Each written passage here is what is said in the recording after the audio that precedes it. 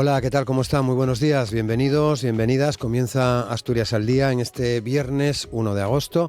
Hoy es el último programa de la temporada. Hacemos un parón en este mes y en septiembre estaremos de nuevo con todos ustedes y con los contenidos habituales del programa de Asturias al Día, siempre pegados a las cosas que ocurren en nuestra comunidad, a la actualidad o actividades sociales o culturales, que es el caso de lo que vamos a hablar hoy, porque me acompaña en el estudio Roberto Morán, que es presidente de Llavianeses por la Viana, que es la entidad que organiza el descenso folclórico del Nalón.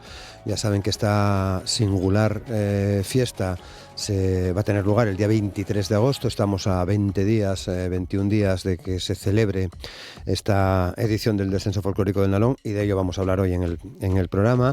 Además de Roberto, está también con nosotros Luis Fernández, que forma parte de la asociación también, y Emilio González, que también forma parte de esta asociación que organiza esta fiesta de interés turístico nacional, que se va a disfrutar el día sábado 23 de agosto, y sobre ello va a girar el programa de hoy. Además, también hoy vamos a tener la oportunidad de conversar con Jorge Álvarez, que es el director de la planta de Bayer en Langreo. Bayer va a estar presente en la Feria Internacional de Muestras de Asturias en el pabellón del Ayuntamiento de Langreo, con una exposición titulada Bayer de Langreo para el mundo, salud y alimentación para todos. Y hoy vamos a cerrar el programa recibiendo al colaborador, profesor, coleccionista de música asturiana, Javi Antuña. Nos va a hablar de la exposición Jazz y Diseño, La Cara B. Es una exposición que se podrá ver también en los próximos días en Candás, donde, como muchos de ustedes saben, se celebra un interesante festival de jazz en los primeros días de este mes de agosto. Así que ya sin más preámbulos, en cuestión de segundos, saludamos a nuestros invitados en el día de hoy. Asturias al Día, con Roberto Pato. Y con Simón Rupérez en los controles de sonido, en el control de sonido. Saludamos a Roberto Morán. ¿Qué tal, Roberto? ¿Cómo estás? Hola, buenos días. Gracias por la invitación. Muchas gracias a vosotros por aceptar participar hoy en el programa. Un placer. Muchas gracias. Cómo no, ya que nos invitáis. Emilio González, ¿qué tal, Emilio? ¿Cómo estás? Roberto, buenos días. Buenos días, encantados de estar aquí promoviendo un poco el descenso. Muchas gracias también por estar con nosotros. Y Luis Fernández, ¿qué tal, Luis? ¿Cómo estás? Muy bien, buenos días y gracias por la invitación, como decía Roberto. Muy bien, bueno, pues vamos a conocer algunos de los detalles de esta edición del Descenso Folclórico del Nalón. Estáis ahora, Roberto, en el periodo de inscripción de participantes. Las peñas que van a participar en la fiesta ya están inscritas. Se cerraba la inscripción, además, creo que ayer 31, ¿no? Ayer fue el día final, con 41 embarcaciones inscritas, o sea, peñas. Está muy bien, ¿no? Sí, se mantiene más o menos en la media de... Sí, más o menos sería el mismo número de inscripciones del año pasado. ¿Y de participantes puede variar un poco? Hombre, nosotros somos optimistas a ir creciendo año a año. El año pasado pasamos de los 6.400, este año supongo que nos acercaremos a los 7.000. Que no está nada mal, ¿no? No está nada mal. Eso me imagino que supone pues mucho esfuerzo por parte de Llavianeses Pol Descenso, que es la entidad, es la asociación que organiza la fiesta, ¿no? Bueno, en realidad, organizador es el ayuntamiento. Nosotros estamos cooperando 100% con ellos. Y junto a nosotros, evidentemente, está todo el dispositivo de seguridad que se monta, que estamos hablando de alrededor de 300 personas, entre Protección Civil, Guardia Civil, Policía Municipal, Área Sanitaria 7, el 112, bomberos y los buzos del GEAS, y no sé si se me olvida alguien, espero que no. Bueno, es un dispositivo importante, ¿no? Y enorme. Que empieza a trabajar, digamos, hace ya varias semanas que estáis en ello, ¿no? En la coordinación... Mismamente antes de ayer tuvimos la reunión de seguridad que lleva toda la coordinación del evento en cuanto a los medios disponibles, y sí, fue... olvidábasme, Transinsa. Las ambulancias. Los ambulancias, que también está, que Alexis lleva la coordinación del CECOPI, que es el órgano encargado de la gestión de las emergencias. De ese día, exclusivamente, ¿no? Porque claro, para ir contextualizando, hombre, yo creo que la fiesta es ya muy conocida, fiesta de interés turístico nacional, pero quizás conviene comentar, Roberto, Emilio y Luis, pues todo lo que rodea, todos los preparativos que rodean a esta fiesta, que junta pues a 7.000 participantes, pero a varios miles de personas más en un día en La Viana, ¿no? Y eso entiendo que tiene que tener muchos preparativos, ¿no? Ya no solo el de seguridad, que es fundamental, sino bueno, pues un montón de detalles a tener en cuenta, ¿no? Bueno, es que en realidad siempre hablamos de lo mismo, que acaba una edición y empiezas a trabajar para la siguiente, pero a veces se exagera y en este caso ya digo que exactamente lo que pasa. O sea, una vez que acaba el anterior, empezamos a trabajar para el siguiente, porque lleva una organización y demasiada gente implicada que hay que coordinarlos de tal manera que necesitamos tanta premura para hacerlo. Sí, uno de los objetivos además de la asociación y también que se hable del descenso durante todo el año, no solo el 23 de agosto, el día de la fecha en la que se realiza el descenso, ¿no? Y uno de los objetivos que nos marcamos dentro de la asociación y que el descenso esté presente en la vida de los llavianeses y en Asturias durante todo el año. Pues hacemos cosas, organizamos alguna fiestuca de vez en cuando, que ahora somos especialistas en organizar fiestas variadas y cosas así, ¿no? Bueno, de hecho teníais una hace muy poco, ¿no?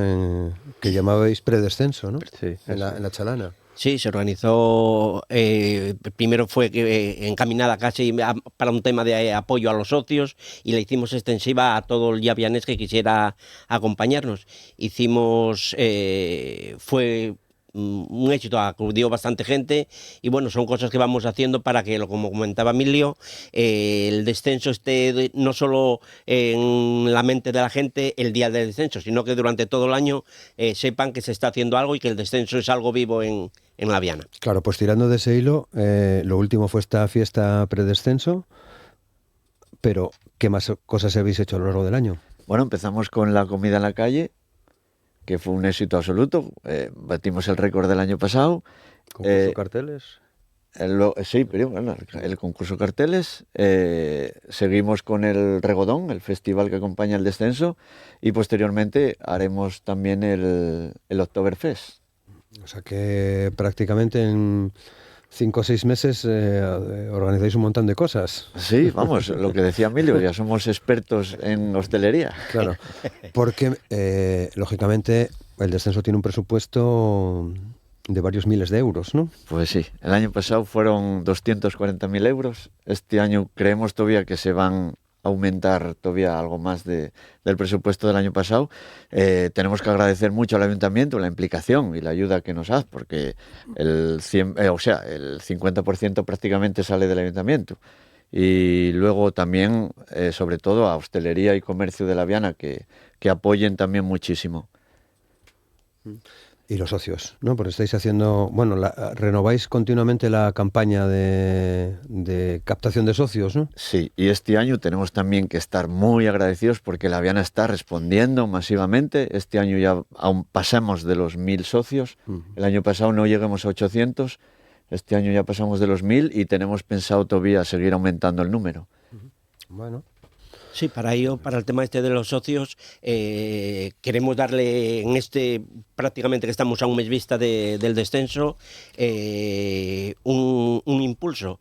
Y de hecho hay distintos días, como los días de mercado, que vamos a poner un stand en la plaza para potenciar el tema de hacer socios, algún día por semana que será algo también en la plaza del ayuntamiento para captar. Y hombre, este año esperamos un incremento importante de socios, y como comentaba Roberto, confiamos en que los llavianeses se vuelquen con el descenso, que es la fiesta principal que tenemos en el concejo y una de las fiestas principales de Asturias.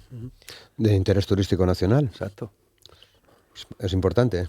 Sí. De hecho, ya empiezan a aparecer reseñas en medios nacionales. Esta semana veía una en el ABC. Sí, a ver, la prensa se interesa.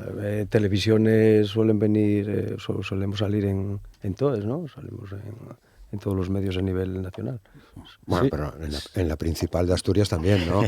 En esta casa... TPA lleva volcándose con el descenso un montón de años, ¿no? Con retransmisiones en directo, incluso cuando no entramos al río, estuvieron ahí los probes sufriendo, ya no sabían qué iban a contar.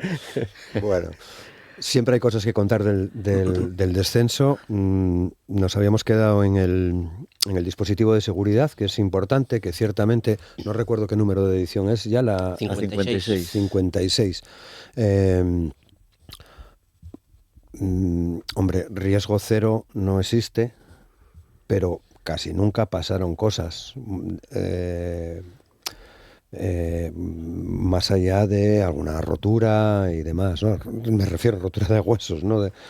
Bueno, cosas desgraciadamente accidentes siempre pasen. Sí. Lo que pasa es que tenemos la suerte que hasta ahora cruzamos los dedos porque fueron leves y en algún caso alguna grave, pero bueno, que no fue más allá, no trascendió. Esperemos que siga la misma dinámica. Estamos hablando y una fiesta súper divertida. Yo creo que no hace falta exagerar reconociendo que es la mejor fiesta del mundo. Y también hay que tener en cuenta que es muy peligrosa. O sea, estamos hablando de que hay que bajar las embarcaciones de varios miles de kilos durante 1 kilómetro, más o menos 300 metros por el río, en el que hay una corriente de agua continua que suelta en el pantano y que no deja de ser peligroso.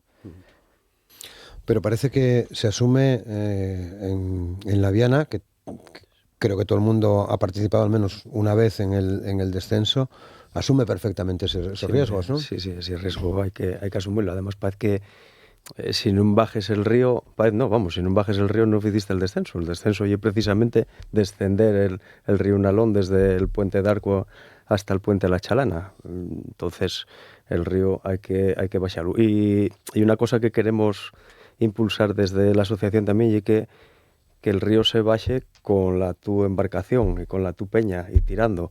Y abrióse en algunas de las asambleas de socios la polémica de si había que ir disfrazados por el río o no había que ir disfrazados por el río, por temas de seguridad también, ¿no? Que si el disfraz era menos seguro a la hora de baixar por el río con la embarcación, porque podéis engancharte con alguna pieza del disfraz.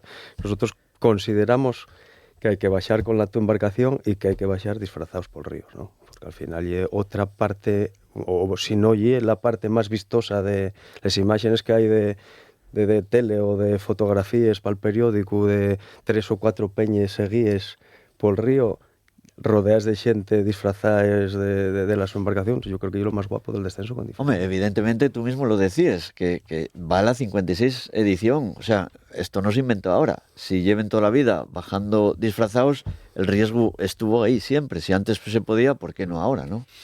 Pues, Acuérdome cuando sí. se tiraban del puente de Arco de cabeza al río y nunca nadie abrió la cabeza. Todavía hay algún... O la tenía muy dura. Sí, como sí, no, bueno. no sé. Y desde el puente de la Chalana, porque claro, vosotros ya sois jóvenes, pero ya tenéis una edad, ¿eh? Conocisteis el río también en otras circunstancias. Había un pozo en la Chalana muy, muy potente, que era uno de los puntos claves, ¿no?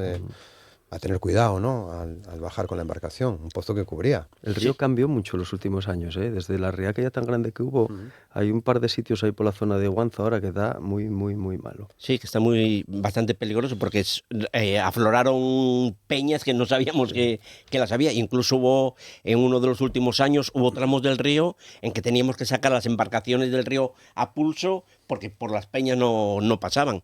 Y sobre todo las embarcaciones grandes son las que tienen más problemas en ese aspecto porque son las más pesadas. Y una zona muy guapa esa.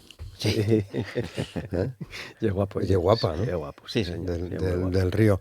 Y en esa zona, bueno, y en el resto de zonas, me imagino que este año lo vais a hacer, digo, por concluir el tema de seguridad. El año pasado, creo que por primera vez, situasteis una serie de zonas con banderolas. Sí, de puntos. Sectorizó el río en varias sí. zonas por colores. Este año queríamos ampliar, además de los colores, a números, para tenerles más identificados e incluso incrementar la sectorización. Esto bien todo de la mano del Comité de Seguridad, que el que nos dice que años anteriores había incidencias, llamaban por teléfono para indicar dónde se producía, pero no sabían exactamente decir la zona en la que estaban. Entonces, esos minutos que hay de impasse desde que se produce el accidente hasta que llegaban la atención médica, pues son primordiales en estos casos. Cuanto primero se llegue, mejor. Entonces, la idea de sectorizar el río y tener una una referencia de indicar dónde se encuentra, pues para nosotros nos resultó muy útil, la verdad, y entonces la adoptamos desde el principio. Bueno, ¿más novedades que tenéis en esta edición? En cuanto a seguridad, también queremos sectorizar el Prau, porque estaba sectorizado el río, pero el Prau no. Entonces el Prau, como confluyen todos los participantes allí, estamos hablando de 7.000, más los visitantes, hay una conglomeración de gente en la que las ambulancias no pueden moverse con soltura, y entonces cuanto primero lleguen al punto sería también ideal. Entonces por eso vamos a sectorizar también en cuadrantes el Prau, para que la gente pueda indicar cuadrante rojo, verde, azul, y que los medios lleguen lo más rápido posible. ¿Y consíguese lo de hacer entrada y salida al final, el Prau? Estuvimos comentando el acotar horarios para el descenso de las bases, que eran los que producían tapones al final en la cuesta. Entonces vamos a limitar ese horario para que las embarcaciones puedan bajar las bases desde Puente Arco hasta La Chalana a partir de cierta hora, para evitar que llegue a conglomerar demasiada gente junto con las bases en la cuesta de entrada al Prau. ¿Te refieres a las bases sobre las que va la embarcación? Exacto. Vale. Luego nos metemos más en detalles relacionados con las embarcaciones, porque también para ir liquidando temas, ¿no? Creo que desde el año pasado tenéis el Regodón Fest, que este año se anuncia además ya con más días, creo que del 21 al 24, ¿no? Sí, un día más. Jueves, Sí. viernes, sábado y domingo.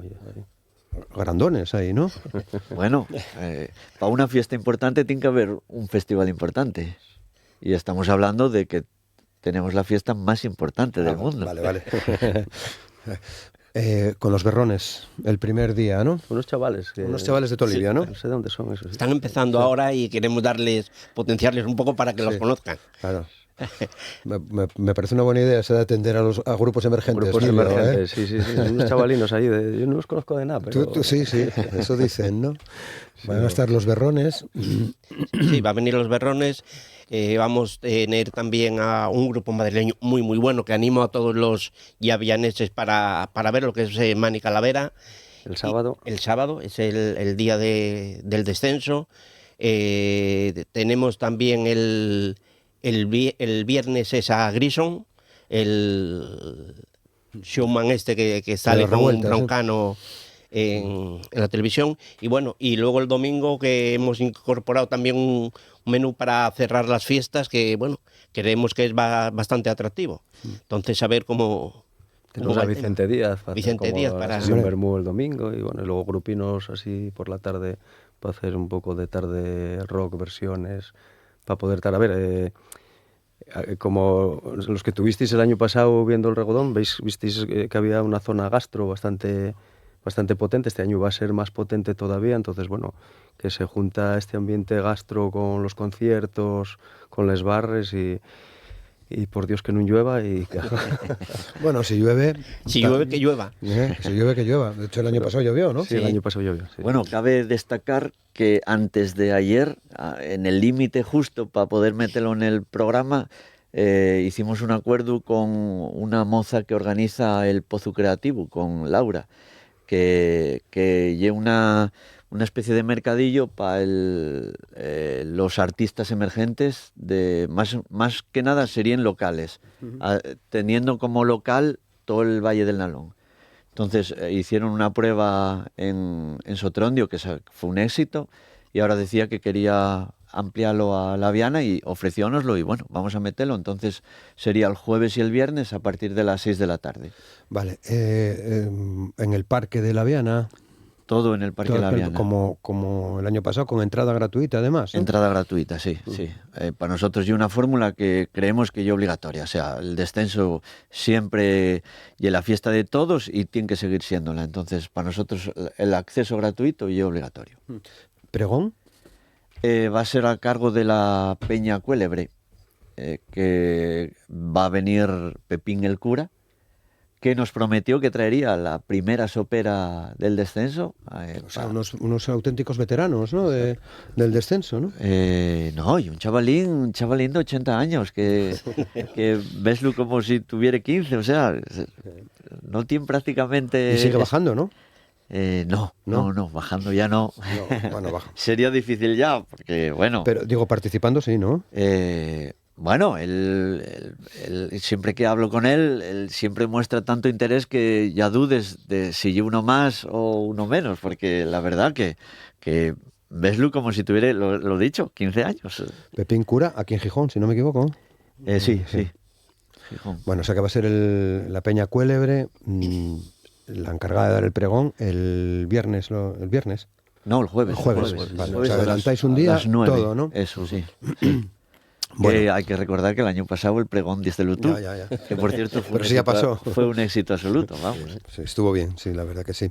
Bueno, fue una iniciativa, la del Regodón Fest, que parece que está funcionando, ¿no? Sí, cuaja, sí. A ver, hay alguna controversia, pues que si pulsera sí, pulsera no, que hay un poco el caballo de batalla de este festival, nada más, ¿no? Lo demás yo creo que funciona todo perfectamente y para nosotros la pulsera también funciona perfectamente y una manera de tenerlo todo controlado en cuanto a ventas, en cuanto a lo que se vende, los pulseres que se reparten, la gente que entra, la gente que sale.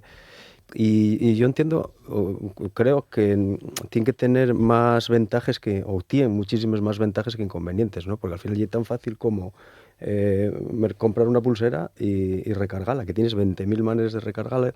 Hoy todo el mundo sabe funcionar perfectamente con el móvil y si no, puedes ir a cualquiera de las taquillas que tenemos allí a llenarla con dinero y despreocupes de andar con perres, pagues con la pulsera en todos los sitios.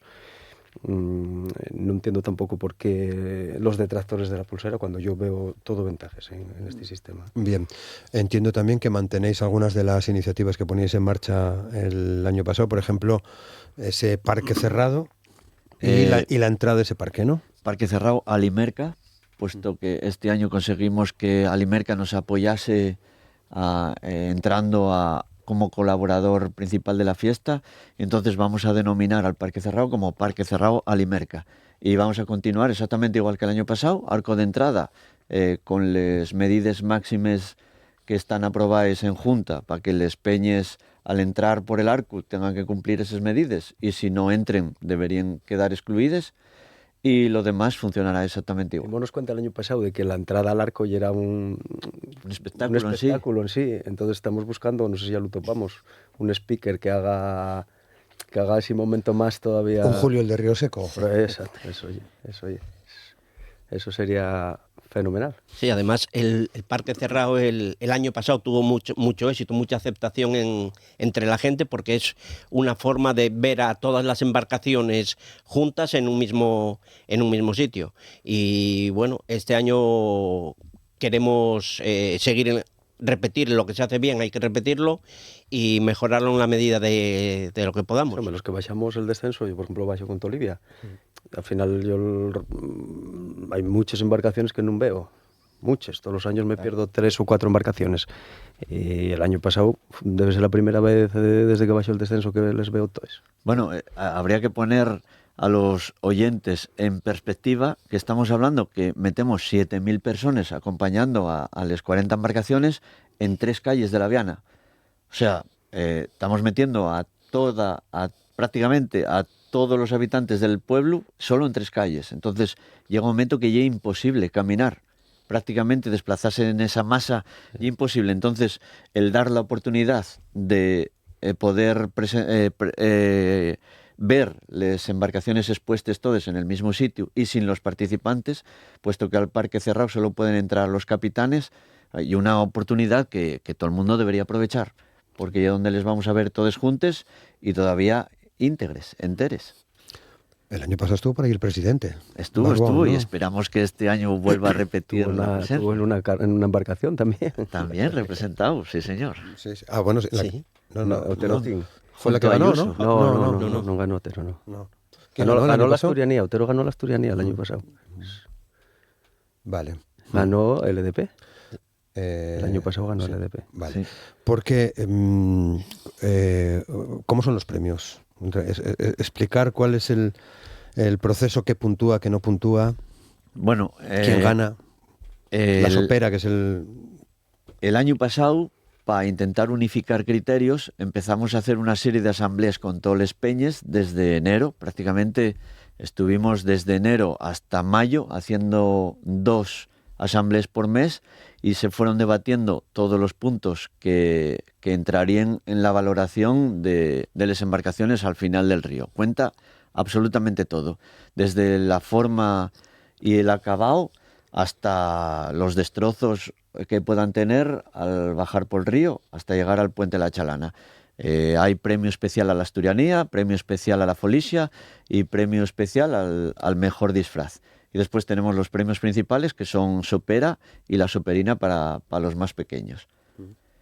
Bueno, eso ya desde siempre, ¿no? Digamos. Sí, en esto hay continuidad, simplemente. Sí, continuidad. en cuanto a la asturianía, que siempre hay algo polémica, porque si, eso, por ejemplo, el año pasado que salió Otero con el ave, digo, coño, llegaron a la asturianía, pues precisamente no tiene por qué ser un hórreo, una gaita y un tambor. Bueno, el premio era una pita, ¿no? a la asturianía. El ave era una pita, ¿no? Había una pita.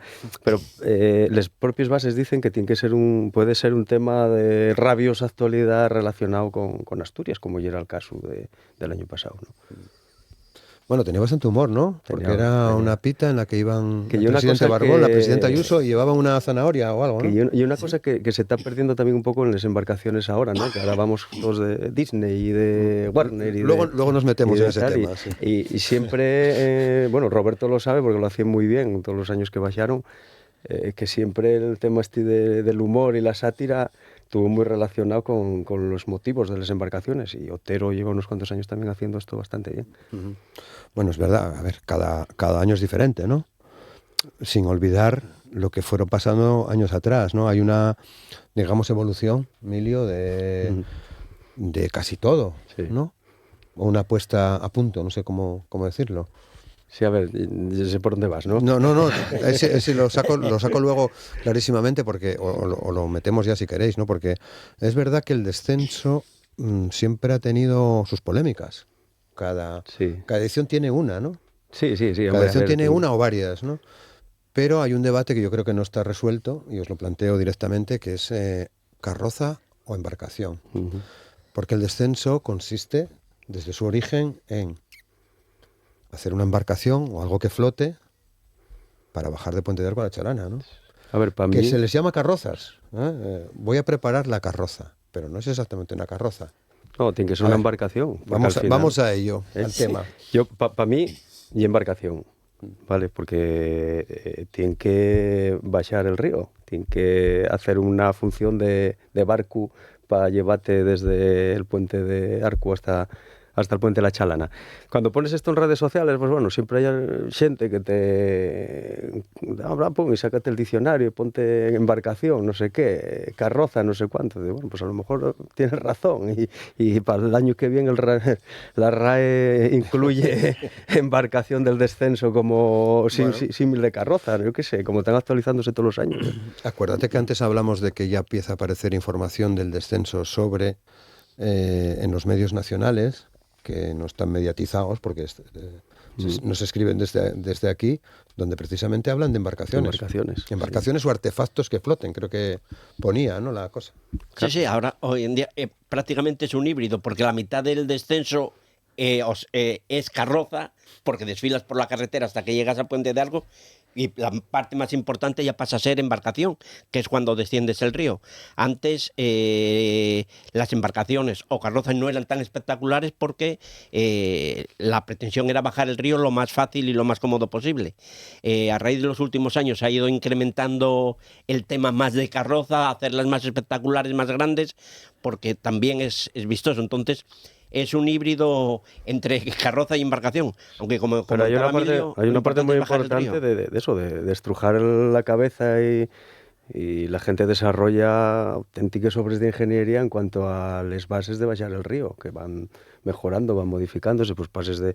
Todavía hay gente que sigue poniendo gominos de camión para bajar, pero ahora ves catamaranes que igual valen para ir a hacer Y una luego regata. llega el tema de la controversia, cuando recibimos prácticamente a diario correos electrónicos de gente de cualquier punto de España preguntando cómo pueden participar en el descenso y qué tienen que hacer para bajar dentro de la embarcación. Entonces, el tema de explicar a la gente que esta embarcación no lle un barco al uso en el que tengamos que subíos en él por el río, y un tema que cita ahí un poco de desconocimiento de la fiesta en sí. Entonces, explicáis a alguien de fuera que no conoce la fiesta en qué consiste una embarcación en la que no puedes bajar en ella, pues es un poco también chocante. Y yo simplemente me limito a decir, pues tú imagínate que hay una falla de Valencia que nosotros bajamos por el río. Uy, qué comparación. Uy, qué comparación acabas de hacer, Roberto. Emilio, uy, qué comparación. Una falla de Valencia que baja por el río Nalón. Acabes de meterte en un jardín, algo que te agradezco, porque así no soy yo el que lo saca, porque menuda polémica hay montada con esto, Emilio, que además creo que azuzaste un poco, ¿no? A ver, yo puse si es verdad, voy a darme un par de bofetones ya antes de empezar, que estas cosas, y además nosotros somos muy asamblearios y muy de debatir y muy de hablarlo todo, y el sitio donde...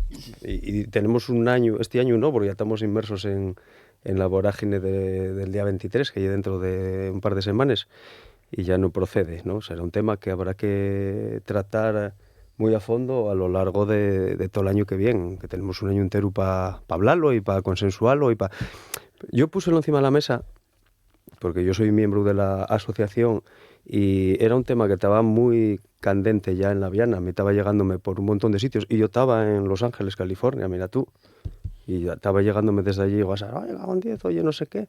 Y digo, pues mira, voy a sacarlo yo, porque va si no acabar sacándolo alguien, y seguramente va a ser mucho más hiriente y mucho más duro, incluso contra nosotros como asociación, ¿no? Yo puse en unos términos en los que yo entiendo que fue a tirar un tema para abrir un debate y para dar también la posibilidad a estos peñes de que se explicasen. Y hubo muchos que se explicaron y que se explicaron muy bien todo el trabajo que hacen con el tema de tal. O sea, no que llegue de Valencia un camión con la embarcación y la posen en el recinto ferial y bajen el descenso. No ya así, ¿no? Conlleva un trabajo también. Más grande o más pequeño es el debate, ¿no? ¿Hasta dónde podemos llegar con el tema ese? Pues eso es lo que vamos a tener que empezar a debatir. Vamos a contextualizar un poco para que quienes nos escuchan y nos ven entiendan de qué hablamos. Hablamos de cómo se construye esa embarcación carroza desde hace unos años, y entiendo desde la buena intención de tratar de mejorar la fiesta y las embarcaciones, que fuesen más vistosas y demás. Vinieron varios maestros falleros, enseñaron a gente de las embarcaciones a manejar ese tipo de... Los trajimos nosotros desde la asociación. Desde la asociación, ese tipo de materiales. Pero ahora lo que algunas peñas creo que plantean es injusticia, entre comillas, a que yo haga la embarcación mejor o peor con mis propias manos, a que incluso se compren figuras, ¿no? Sí. A ver, el proceso que trajeron, o que se trajo desde Ximo Esteve, por ejemplo, que es un fenómeno, pues nos enseñó la técnica que utilizaban allí antes, ¿no? Que es diseñar y filetear y montarte con proyección un puzzle en 3 dimensiones de la pieza que tú diseñaste, ¿no? Y eso supuso una revolución. Bueno, dimos un salto muy importante en cuanto a la calidad de las embarcaciones, muy grande. ¿Qué pasa? Que bueno, requiere un gasto grande de Forespan y lleva bastante tiempo. Lleva bastante tiempo proyectar, cortar, troquelar todas las piezas, lijarles para que te queden, pegarles, lijarles, luego empapelales. El proceso es largo, laborioso.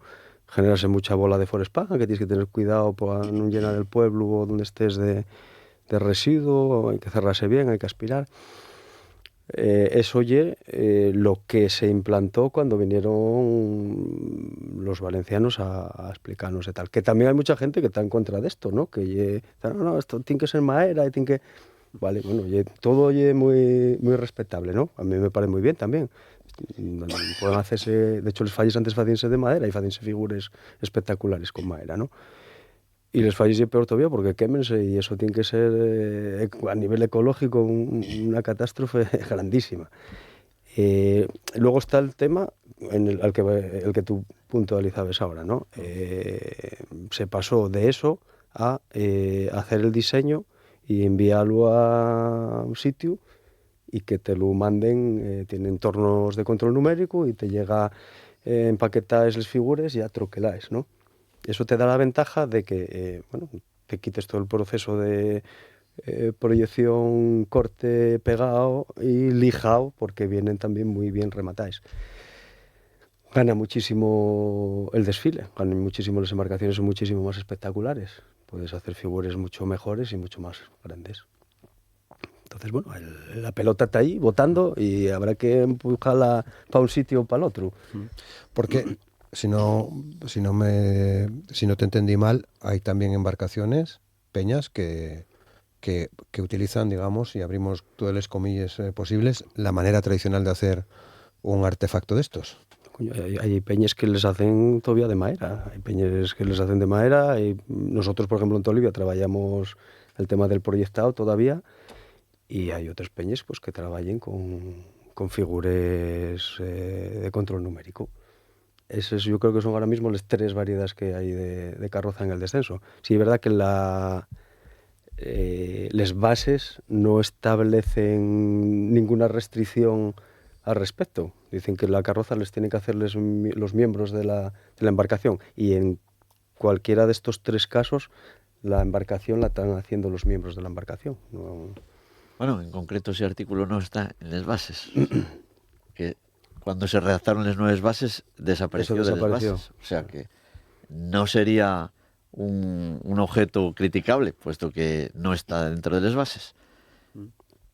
Yo lo que sí digo es que en cuanto a espectacularidad de las embarcaciones, desde que vinieron los maestros falleros, aumentó exageradamente. Ahora son mucho más vistoses y, lo más importante, mucho más ligeres. Entonces, a la hora de bajarles por el río, es mucho más cómodo y mejor que cuando se bajaban de hierro y madera. O sea, en esto sí que hay también una evolución. Pero metes en esto, yo como miembro de la asociación, y un tema en el que no me puedo meter, puesto que yo creo que este tema tiene que entrar a debate en una asamblea y debatirlo entre los que hacen las embarcaciones, que son les peñas, que son los que al final tendrán que decidir. Nosotros como asociación no podemos meternos en esto. Entiendo a Emilio, evidentemente, porque él sí que está en una peña y es tema candente de ellos. Pero yo desde la asociación creo que será un debate a elaborar en años, para el próximo año, si quieren que salga en alguna asamblea, y luego ellos tendrán que decidir. Sí, no, eso es como todo. Yo, por ejemplo, que también soy integrante de una peña más humilde, más pequeña, que voy a decir la Trapea. Sí, es una peña que normalmente tanto lo que es la embarcación como los disfraces los hacemos nosotros. ¿Eso qué conlleva? Que lleva bastante tiempo, llevamos ya 15 días trabajando en ello, confeccionando los disfraces, confeccionando la embarcación. Y lo que traen las nuevas tecnologías estas es que a lo mejor se pierde, si antes las peñas se reunían durante 1 mes y medio o 2 meses antes para hacer la embarcación, la ventaja que pueden tener en este caso es que ahora, igual con 15 o 20 días, ya tienen la embarcación preparada. Tiene sus pros y sus contras. Antes se pasaba la peña más tiempo juntos haciéndolo y ahora va según más rápido. Lo que se comentaba, esto, la polémica surgida este año, tendremos que tratarlo ya de cara al año que viene, a ver si en las bases se puede poner algo o se cambian o no, pero eso se tendrá que decidir en la peña, en la asamblea de capitanes.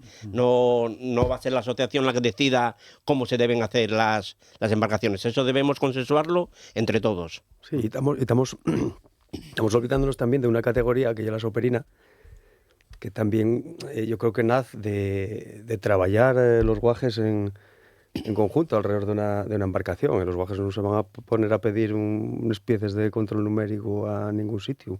Ellos pueden a lo mejor pueden empezar a proyectar y tallar o hacerla de madera. Este año yo creo que tenemos nada más que 2 operines. 2 nomás, sí. Nada más que, y una pena. Y una pena que se vaya perdiendo esta categoría, pues mira, igual hay un punto negativo que podemos apuntarnos la asociación, porque tenemos que hacer algo para intentar incentivar en los próximos años esta categoría, ¿no? Hubo una temporada que tuvimos una beca soperina. Que fijaros cómo va la rivalidad, incluso en la soperina, que críos a mí me tienen dicho: a la otra embarcación hicieron a los padres. Bueno, eso ya. En fin. Bueno, hay otro asunto que también me gustaría que tratásemos y que tiene que ver con el río, porque desde hace unas semanas, desde hace un par de meses más o menos, hay unas obras, las obras de renaturalización del río Nalón en La Chalana, a partir del puente de La Chalana, aguas abajo. Hubo ciertos temores a qué podía pasar con el descenso, fruto de esas obras. Al final creo que se ha llegado a una solución ya, ¿no? Bueno, precisamente esta semana tuvimos las dos reuniones con la gestión del agua y con la gestión de les obres de La Chalana, y por ambas partes nos dijeron que este tema que no tiene controversia, o sea que está solucionado, que los plazos que se van a cumplir en tiempo y forma. En cuanto al agua, conseguimos anticipar media hora la llegada del agua, puesto que el año pasado llegamos justo a tiempo. De hecho, las primeras dos embarcaciones, creo recordar, llegaron antes de haber llegado el agua, que sorprendentemente, yo no lo sabía, era un dato que me dijeron, el agua tarda 2 horas y media desde que suelten el pantano hasta que llega a la Viana. Y ahora redujimos media hora para que llegue el agua primero, para cuando lleguen las peñas al puente de Arco y ya estar el agua para poder entrar en río. Y en cuanto a las obras de La Chalana, dijéronos que el cauce, que había aumentado, que ahora tienen 47 metros, que iban a hacer una especie de cuna un poquitín más concentrada a la parte izquierda para permitir que haya un poco más de caudal y las embarcaciones puedan llegar a la cuesta, que ya nueva y una pesada. Yo estuve viéndola ayer, parece una autopista. Y dijeron que podría haber entre 30 y 40 centímetros de fondeo justo a la salida del Prado. O sea que yo creo que en ese tema no habrá problema alguno. Y posiblemente esté mejor que los últimos años. Habláis de la cuesta de salida del río hacia el Prado, ¿no? Al Prado La Chalana, sí. Sí, quiero destacar, si me permites, una cosa que para nosotros siempre fue un problema desde hace años, que eran los vertidos que se producen al río durante el transcurso del descenso, puesto que a semana vista nosotros hacemos una sexta feria en la que recogemos todos los desperdicios que queden por el río, pero claro, entendemos que el mismo día, arrastrado por la corriente, bajaba bastantes desperdicios por el agua. Entonces, este año ya hicimos lo imposible por solucionar ese tema, y iba a colocarse, bueno, de hecho ya está colocada, una banda antivertidos en la parte bajo de La Chalana para recoger todos esos desperdicios que bajen por el agua y quedar retenidos en la banda. Bueno, el agua, Emilio, el agua también es objeto de polémica casi todos los años, ¿no? Olivia te ha metido ahí en todos los mucha agua, poca agua, o el agua que traiga el río. A ver, yo soy partidario de que hay que baixar con el agua que traiga el río. Punto. Tú tienes que medir tus fuerzas, tienes que pensar, que eso sí lo trae las bases, que tienes que pensar en que la embarcación tienes que diseñarla para que baje por el río. Y bueno, en Olivia, hasta que inventamos la flotabilidad, dirá 4 o 5 años, la embarcación bajaba arrastrando. Lo nuestro nunca fue embarcación, siempre fue un regodón, ¿no? Nosotros íbamos tirando por unos tanques de madera que pesaban, encima cuando se mollaban, pesaban el doble, y era, además, agarraban como lija a las piedras del río, y era tirar y tirar y tirar como burros hasta desde Puente d'Arco hasta, igual flotaba en 2 sitios de todo el río. Y unos años había más agua, otros años había menos agua, pero la carroza siempre bajó, la embarcación siempre bajó. De hecho, somos tan burros que el último tramo, nada más que pasábamos el puente de La Chalana, nosotros metímonos a la izquierda por encima de los regodones y íbamos apartando a toda la gente, iba uno por delante, apartad, y Olivia como animales por encima de los regodones. Entonces digo con esto que el agua, lo que haya, y hay que bajar el río. Fundamental. Imprescindible. Luis. Es lo bueno lo que comentábamos antes de la fiesta. Por eso se llama descenso. Se llama descenso del Nalón porque lo guapo, lo interesante y lo más espectacular de del descenso es ver a todas las peñas implicadas, cómo mueven la carroza por el río, cómo bajan, y es lo fundamental del descenso. En cuanto al agua, pues bueno, lo que comentaba Emilio, hay que contar que hay que bajar el río con el agua que haya. Si hay poca agua, hay poca agua, y si hay mucha agua, hay mucha agua. Pero el agua es la que hay. Nosotros en eso no podemos decidir la cantidad de agua que haya el río, aunque teóricamente desde la Confederación Hidrográfica se dice que todos los años más o menos se suelta la misma cantidad. Dependerá también de si hay años de sequía o no sequía, pero dicen que todos los años más o menos es la misma cantidad de agua. Entonces lo que tienen que tener en cuenta las peñas es que lo fundamental es bajar el río. Vale. Bueno, en estos momentos están ya las peñas preparando sus embarcaciones. Desde hace ya unos cuantos años hay un punto clave que es el recinto ferial, ¿no? Que es donde se juntan un montón de peñas que tienen que solicitar, porque claro, no hay sitio para todos, ¿no? Claro, sí. Pero ahí se juntan un montón de peñas, ¿no? Creo que están ahora en plena tarea. Veremos a ver el resultado dentro de 20 días, ¿no? El día 23, pero están funcionando a tope, ¿no? Ahí. Sí, incluso llama mucho la atención que hay días de la Viana que vas por la plaza del Ayuntamiento y no ves un alma y dices, ¿dónde estará la gente? Pues toda la gente esa está en los astilleros, o sea, aquello lleva un hervidero de gente.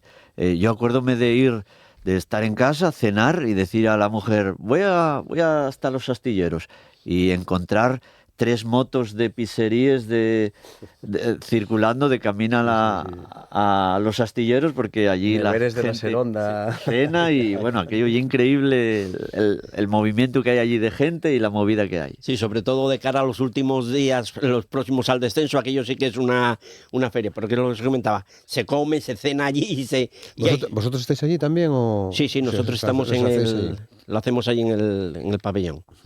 ¿Vosotros, Emilio? Nosotros en Pueblo, nosotros hacemos todos los años ahí en Campo La Iglesia, y bueno, dinamiza Tolivia un mes y medio muchísimo. Vende el chigre de la rectoral, multiplica por 3 los ingresos la temporada. Que lo gestiona la asociación, ¿no? Lo gestiona la asociación, sí. Además, este año tenemos mucha ilusión puesta en la embarcación de este año, porque hay un año de transición para Tolivia. Cogieron los guajes, que ya iba mucho que estábamos detrás de ellos. Oye, nosotros con 16 o 17 años ya habíamos agarrado las riendas de la embarcación del pueblo, y bueno, estos ahora con 23, 24, animáronse, y este año a nosotros un año de transición que bueno, estamos apoyándolos en todo lo que se puede, en todo lo que tal, pero y un año muy guapo, porque verlos ahí currando, trabajando, con la música de los berrones puesta a tope mientras estamos que son de Tolivia los berrones. Creo que sí. Vale.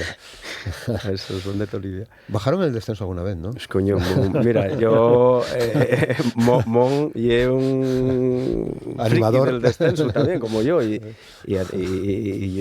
hasta que la agarramos, yo a lo mejor con 16 o 17 años, tuvimos a las órdenes de Olegario y de Mon, para hacer cuando hicimos la cesta figos, o cuando hicimos la carreña, o todo aquello, pues salió de aquellas cabezas pensantes. Muy bien.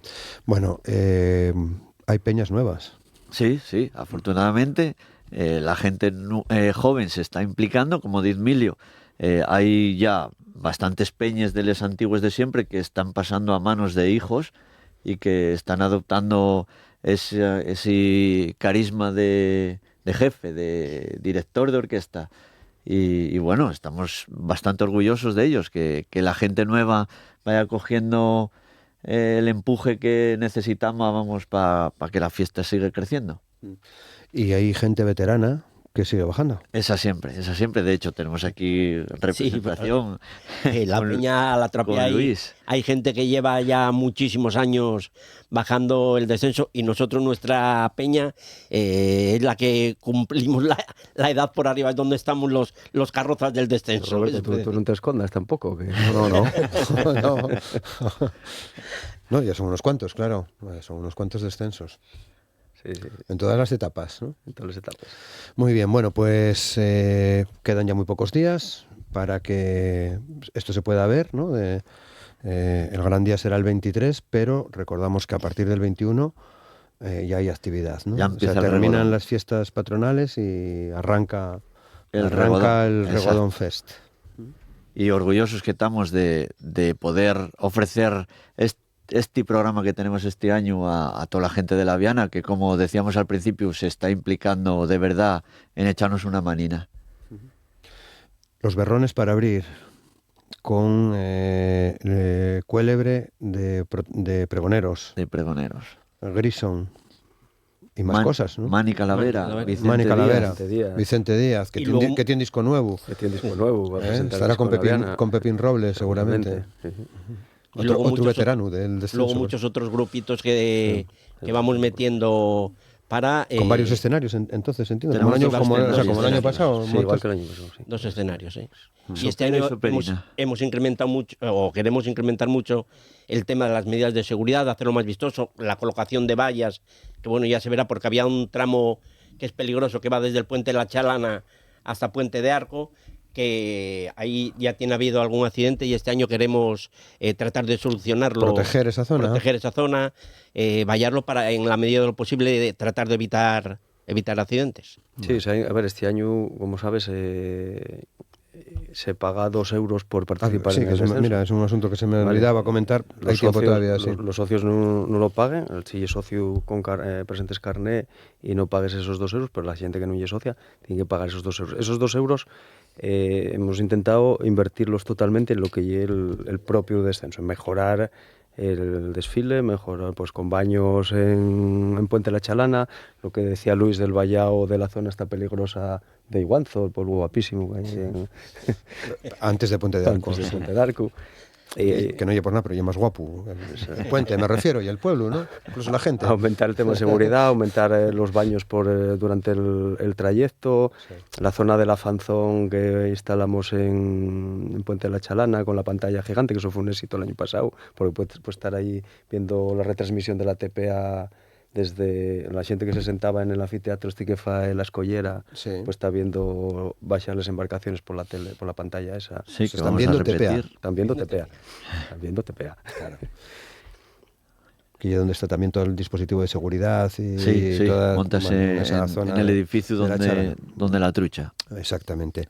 La inscripción, ciertamente, que es por primera vez, ¿no?, que se pone en marcha una inscripción. Históricamente ya se cobraba al inicio de la participación del descenso, ya se cobraba. Yo acuérdome incluso de Guajete de pagar 100 pesetas, me parece que era, y dame una pegatina. O un bollo a veces. O... Sí. Bueno, dame el bollo, sí. Y dame el bollo preñado, sí.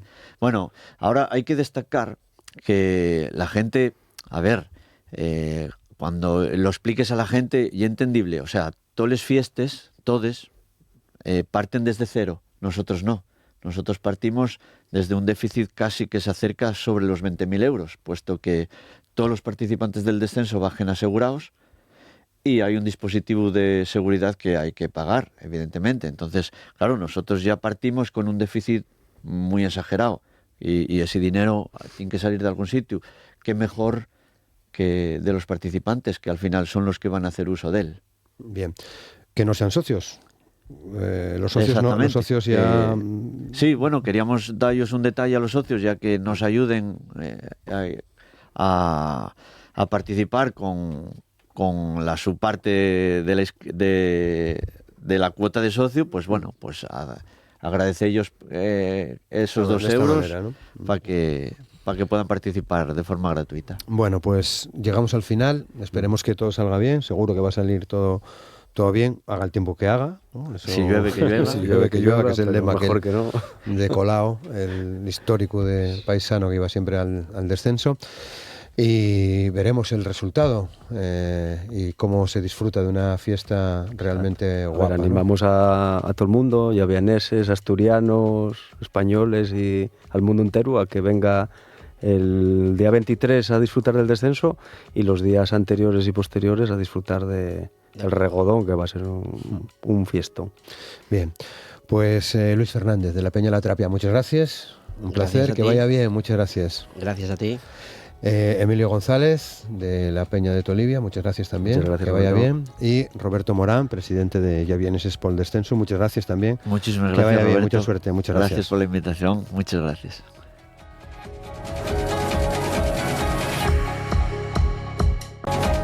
Hoy en la entrevista de Asturias al Día vamos a compartir conversación con el director de la planta de Bayer en Langreo, con Jorge Álvarez, a quien ya saludamos. Jorge, ¿qué tal? ¿Cómo estás? Buenos días. Hola, buenos días. Encantado de estar aquí. Muchas gracias por acercarte a compartir con nosotros este tiempo en RTPA para hablar de Bayer, ¿no? Porque hoy se inaugura la Feria de Muestras de Gijón, la Feria Internacional de Muestras de Gijón. Mañana se abre, digamos, al público y tenéis un papel importante porque, si no me equivoco, vais a estar en el pabellón de Langreo con una exposición Bayer de Langreo para el mundo. Efectivamente, así es. Y si me permites empezar, lo primero que quería era agradecer al Ayuntamiento de Langreo precisamente el que haya pensado en nosotros pues para tener el contenido durante esta feria de un poco efectivamente la historia de Bayer en Langreo. Y lo que es el lema que se ha escogido no puede ser más acertado. Bayer, de Langreo al mundo. Porque es que cada día hay 20 millones de personas repartidas por todo el mundo que toman un comprimido, un producto de Bayer, donde el principio activo ha sido fabricado en Langreo. Entonces eso es una cosa que, bueno, a todos los que trabajamos en la fábrica de Lada, obviamente nos llena de orgullo, de satisfacción, y que demuestra una vez más que Langreo es un sitio donde se puede invertir, es un sitio magnífico para invertir a nivel industrial, y nosotros somos una prueba que llevamos 83 años en la zona. 83 años como Bayer, pero 125 desde que Proquisa, perdón, comenzó a trabajar con el coque del carbón, ¿no? No, el 125 es la de Bayer. Es Bayer en España. Que por cierto, permíteme decir que hoy, 1 de agosto, se cumple 162 años de la historia de Bayer. Bayer es una empresa alemana, lógicamente. Entonces lleva creada 162 años, se hace el aniversario hoy. Hoy, pero casualidad, ¿no? Casualmente, hoy, 1 de agosto. Pero en España llevamos 125 años.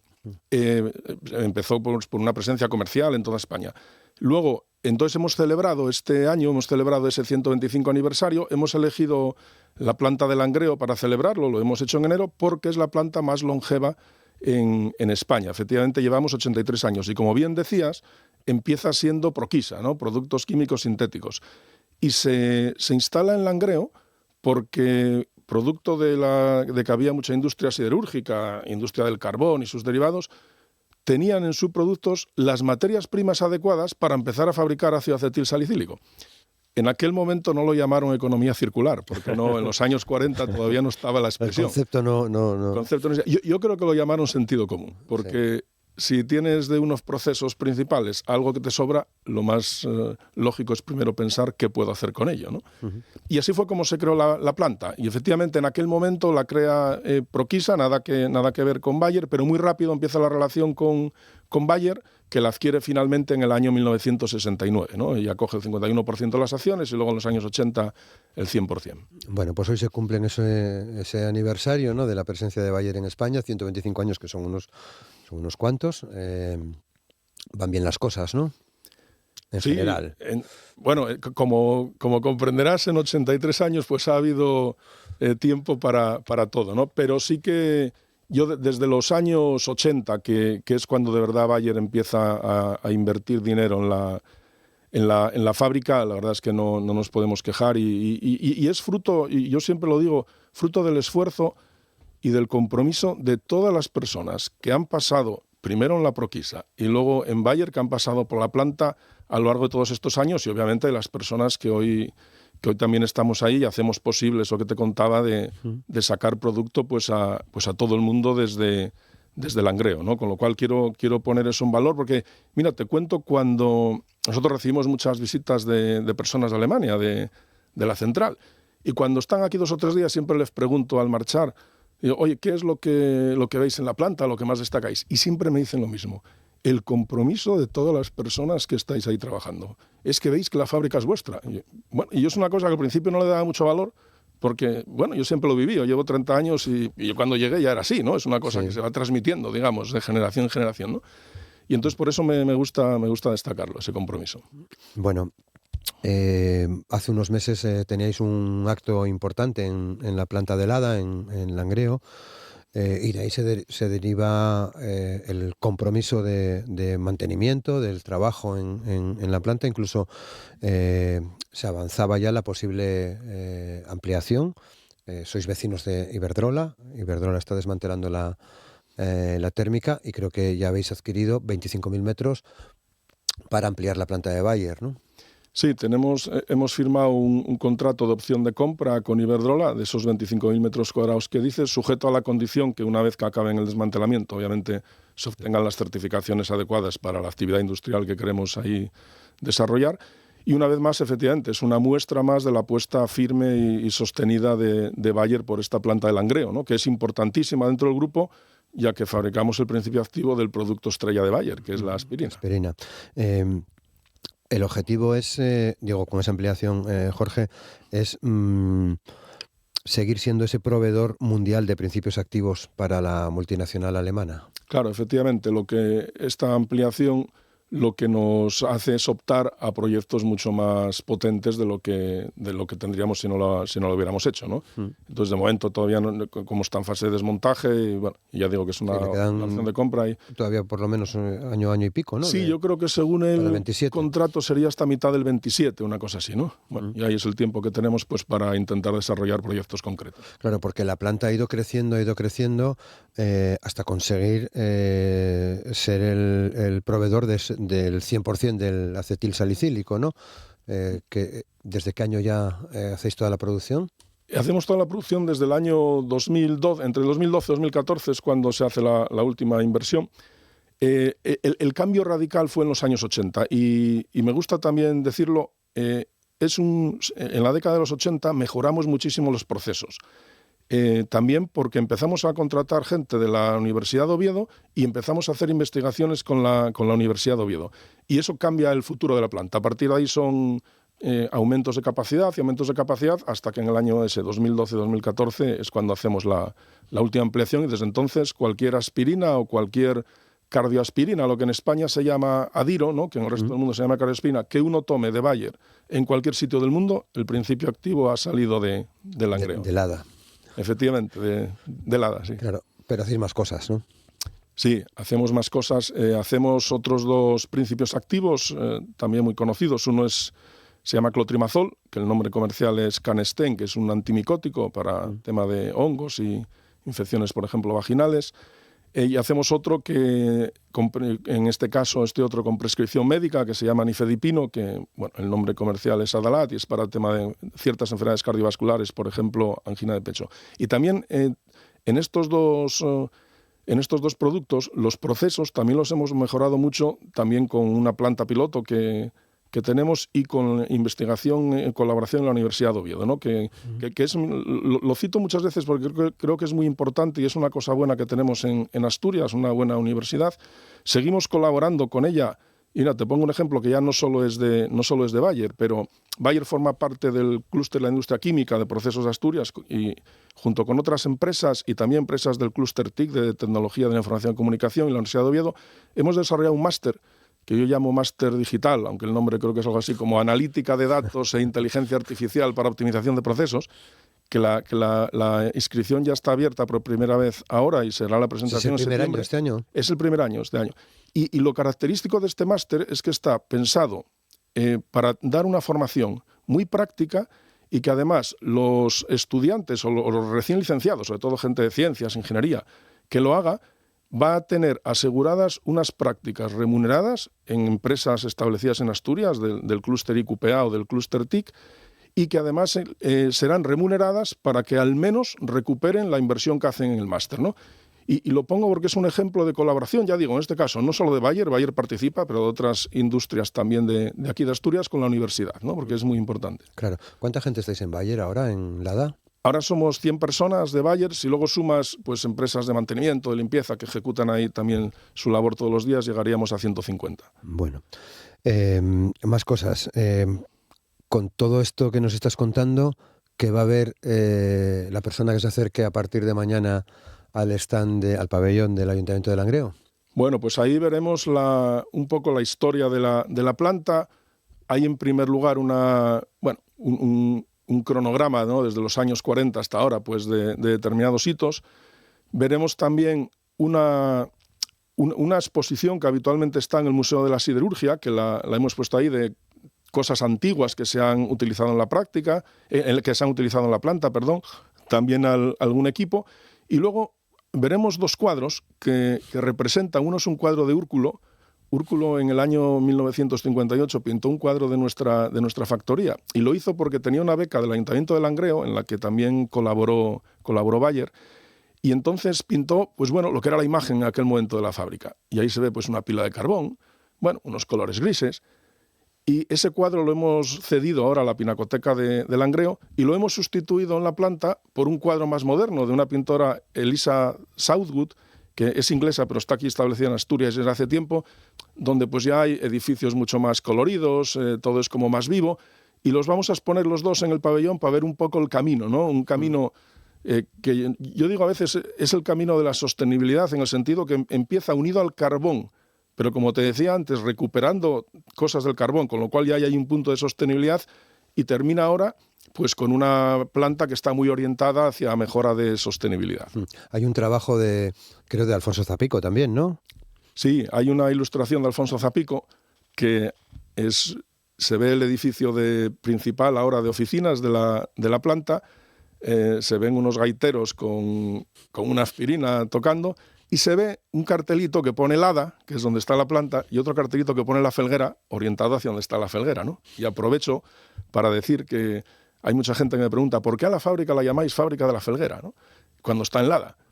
Y es porque cuando no existía el email ni se le esperaba, pues desde Alemania se carteaban pues con la planta y escribían un apartado de correos que era de la Felguera. Entonces lo que ponían era apartado de correos no sé qué, la Felguera.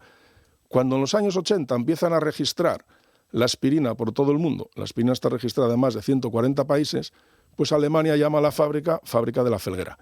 En la dirección física, en esos registros, sí que pone la calle Sabino Alonso Fuello, que es de Lada, el 33934, que es de Lada, y Langreo, y entre paréntesis, Yangreu, que es donde realmente estamos, ¿no? Pero cambiar el nombre de la fábrica, sí. Con los temas regulatorios es dificilísimo. Fue un tema que tuvo cierta polémica también, ¿no? Hace tiempo, ¿no? Sí, a mí muchas veces... Entre Lada y la Felguera. Sí, ¿no? y a mí muchas veces me dijeron, pero tú no sabes dónde tienes la fábrica. Y yo, sí, hombre, claro que lo sé, pero... Y siempre explico esto, ¿no? Que te acabo de comentar a ti. Decías sostenibilidad, ¿no? Desde el año 19, si no me equivoco, habéis estado reduciendo las emisiones de CO2. ¿Cómo lo habéis conseguido? ¿Cómo lo habéis hecho? Sí, pues yo diría hay como 3 partes. En primer lugar, nos centramos en reducir lo que es el consumo eléctrico, ¿no? Con tema de inversión en eficiencia. En segundo lugar, lo que hicimos fue, una vez reducido el consumo eléctrico, además ya que toda la electricidad, que tenemos un acuerdo con Iberdrola para ello, procede de energías de fuentes renovables. Y luego una tercera parte es que hemos reducido mucho los residuos que se enviaban a incineración. Los hemos reducido en un 25%, eso a base de hacer recuperación de disolventes y reutilización en los propios procesos o en otros procesos. Eso nos ha permitido que hasta el momento hemos reducido como en números redondos como un 40% las emisiones de CO2 a la atmósfera. Uh-huh. Bueno, está muy bien, ¿no? Son muy buenos datos, ¿no? Sí, esto lo hemos hecho desde el año, la base era el 2019, con lo cual lo hemos hecho en 6 años y bueno, y no nos paramos, tenemos más planes. Tenéis más planes para continuar en esta línea de la sostenibilidad, ¿no? Efectivamente, y ahí lo que tenemos es, también de la mano de Iberdrola, decía que habíamos reducido un 40%, todavía nos falta casi un 60%, ¿no? Eso es porque nosotros para nuestros procesos necesitamos calor, para ello producimos vapor, que lo hacemos hoy en día quemando gas natural y eso emite CO2. Este proyecto con Iberdrola, que lo hará Iberdrola, que será una inversión que hace Iberdrola en sus instalaciones, en sus terrenos, distintos a los 25.000 metros cuadrados que hablábamos antes, consiste en instalar una caldera eléctrica alimentada también por fuentes renovables y con un sistema de almacenamiento térmico con sales fundidas muy novedoso que permitirá que la energía se pueda acumular en horas, por ejemplo, que haya sol y la podamos utilizar en horas que no haya sol, ¿no? Y entonces todo el vapor que nosotros usemos en la fábrica será adquirido a Iberdrola mediante un contrato a largo plazo y así conseguiremos la descarbonización total de la planta. Seremos la primera planta del sector en España en conseguirlo. Y una vez más, me gusta decir que volvemos a poner a Langreo de manera pionera, en este caso, en el tema de la descarbonización térmica. Uh-huh. Es un acuerdo de hace muy poco, ¿no? Del que nos hablas con Iberdrola, ¿no? Sí, El año pasado, creo. Sí, el acuerdo lo anunciamos, Sí. hago memoria, creo que o a finales de año o principios de este año. Es un acuerdo más que, aparte de la alianza entre las dos empresas, está subvencionado por el PERTE de descarbonización, con lo cual tiene ahí colaboración público-privada, también está apoyado por el IDAE. Y ya digo, y es absolutamente pionero en el sector, y no hay ningún otro de ese tamaño para la descarbonización térmica. Bueno, pues aspirinas cero emisiones, ¿no? Efectivamente, ese es el objetivo, ¿no? Claro, todo esto se enmarca dentro de un proyecto mucho más global, ya que no es solo de nuestra factoría, que se llama Green Aspirin, ¿no? La aspirina verde. Y entonces, claro, una parte importante de la aspirina verde pues es la fabricación del acetilsalicílico, que es lo que aportamos nosotros, y haremos pues efectivamente con cero emisiones, así es. Bueno, son buenas cosas, ¿no? Para la empresa, también para el municipio, en el que, como decías al inicio, os encontráis muy a gusto, ¿no? En Langreo. Sí, eso yo siempre digo que resulta paradójico pensar que una empresa como Bayer, ¿no? Que como digo, hoy hace 162 años, hoy en día no se entienda sin la planta de Langreo, porque el principio activo del medicamento más famoso se hace allí. Y es una planta que está reconocida dentro del grupo, una planta reconocida como muy eficiente, o con personas muy comprometidas.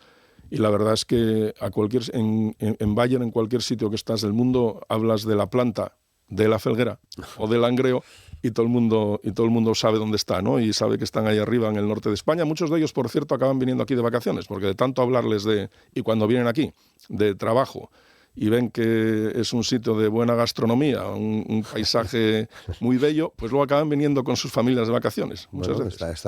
Son ese tipo de relaciones que se establecen, ¿no? Que están muy bien, claro. Claro, efectivamente, y es lo que te da pues llevar, como en mi caso, pues 30 años, ¿no? En la planta, y pues bueno, con mucha relación con todas las plantas también que Bayer tiene distribuidas por el mundo. Digamos que has participado en todos los procesos de modernización, si me permites la expresión, de Bayer de los 80 a este momento, ¿no? Sí, bueno, en mi caso más bien de los 90, pero todavía tenemos personas, y algunas que se acaban de jubilar recientemente, que hicieron ese inicio en los 80. Y sí, cuando yo me incorporé, estaba una de las modernizaciones que se estaban haciendo, es lo que llamamos en la industria farmacéutica salas limpias o salas blancas, ¿no? Que son unas salas con ambientes muy controlados donde se hacen los envasados finales del producto. Y ese fue uno de mis primeras tareas, poner en marcha ahí unas centrífugas que hoy funcionan muy bien, pero como todas las cosas que se empiezan a poner en marcha, costó tiempo. ¿No? Costó tiempo. Es un momento, a nivel global, creo que genera bastante incertidumbre. De hecho, esta misma semana leíamos algunas cosas relacionadas con la industria farmacéutica en general y los famosos aranceles de Estados Unidos. ¿Hasta qué punto os preocupa todo esto? Pues preocupa, la verdad es que preocupa. Y te digo, primero centrado en el sector farmacéutico, ahí desde luego los aranceles, independientemente del número final, que si es máximo 15%, o todavía está en discusión para los productos farmacéuticos por una sección que es la 232, si va a ser ese número o alguno más bajo. Bueno, pero independientemente del número, desde luego, los aranceles amenazan lo que es la cadena global de distribución, que son cadenas muy complejas que involucran a muchos países.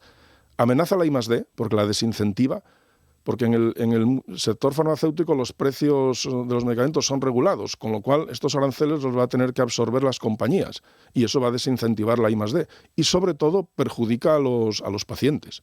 Entonces, desde luego que es preocupante. Y me voy ahora ya más amplio del sector farma. Comentaba antes que Bayer, junto con otras empresas, tenemos el clúster Industria Química de Procesos de Asturias. Y ya he hablado con alguna de ellas y claro, las empresas que exportan a Estados Unidos, pues la preocupación está ahí. Y hace poco yo creo que fue Femetal también que lo manifestó públicamente y claro que es preocupante, ¿no? Todavía está en estudio lo que es el impacto, ¿no? Y además como cada día hay cambios, pues es difícil de saber el impacto en números, ¿no? En euros, pero sí que es preocupante, claro. Por eso te mencionaba la incertidumbre, ¿no? Ya no solo desde la planta de helada, sino desde la sede central, digamos, de Bayer, ¿no? En Europa. Claro, y ahí yo creo que Europa tiene que de alguna manera cambiar las regulaciones para favorecer, desde luego, la I+D, en nuestro caso, la investigación en lo que son medicamentos innovadores, eliminar tramas burocráticas, acelerar que los medicamentos innovadores lleguen cuanto antes al paciente y que todos tengan acceso a esos medicamentos, ¿no? Y yo creo que Europa tiene que ir por ese camino. Yo creo que la industria farmacéutica ya lleva algún tiempo a nivel europeo, me refiero en este caso, demandándolo, y yo creo que ahora con el tema de los aranceles, sin duda, es urgente. Mencionas, o has mencionado en varias ocasiones, la Universidad de Oviedo, la colaboración que tenéis con la Universidad de Oviedo, el clúster del que hablas, y bueno, creo que hay un sector bastante interesante que tiene que ver con la salud en distintos niveles de empresas, ¿no? De startups que salieron de la universidad en muchos casos, bastante pujante. No sé si compartes esto. Sí, es uno. Yo creo que es uno de los sectores donde Asturias apostó ya hace unos años. Se están empezando a ver los frutos ahora y más que se verán, y creo que es un acierto. Del mismo modo que ahora hay otro sector que es el de defensa, pues yo creo que eso sí es una buena política que se inició hace unos años y que está empezando a dar resultados. Y justo en lo que es el sector biosanitario, ¿no? Cada vez la medicina va más a lo que es medicina que se llama personalizada o medicina de precisión, que tiene que ver mucho con todo lo que es bio, ¿no? Al final serían desarrollar medicamentos que pudieran curar enfermedades o al menos tratarlas muy específicas, ya no digo para cada persona, que a veces es específica individual para cada persona, pero sí para un grupo reducido de pacientes, ¿no? Y yo creo que eso tiene un gran futuro y Asturias lo está haciendo bien. Muy bien. Bueno, si no me equivoco, el domingo es el Día del Langreo en la feria, ¿no? O sea que efectivamente, será un día importante. Ahí, ¿no? Estaremos, vendrá nuestro CEO Jordi Sánchez desde Barcelona, el CEO del país, para apoyar también. Viene mucho, ¿no? Viene mucho, sí. Yo le digo a veces, Jordi, te voy a cambiar el nombre ya, ponerte Jorge o Surde, sí. Y ya de tanto que vienes, efectivamente. O sea que digamos que habrá un acto el habitual cuando se celebra el Día del Langreo en la FIDMA, pero en este caso con vuestra presencia, ¿no? Sí, desde luego. Yo asisto todos los años, independientemente que este año esté dedicado a Bayer o no. Yo creo que es un acto muy bonito donde se comparte con los ciudadanos y ciudadanas de Langreo el día, luego el bollo preñado, tomas un culín de sidra. La verdad es que lógicamente se ve el pabellón, lo que está contenido en el pabellón. Yo creo que es un día muy bonito y animo a la gente desde luego a participar, y no solo ese día, a pasar por el pabellón de Langreo también en los restos de días de la feria. Claro que sí. Bueno, Jorge, hoy lo dejamos aquí, seguimos en contacto y esperamos poder charlar contigo en futuras ocasiones, pensando en ese máster que ponéis en marcha, que parece bastante interesante, y bueno, veremos lo que ocurre con esa ampliación también, ¿no? De esos 25.000 metros de Bayer. Muchas gracias por compartir con nosotros este tiempo. Nada, gracias. Un placer. A ti, encantado. Jorge Álvarez, director de Bayer Langreo. Muchas gracias. Muchas gracias.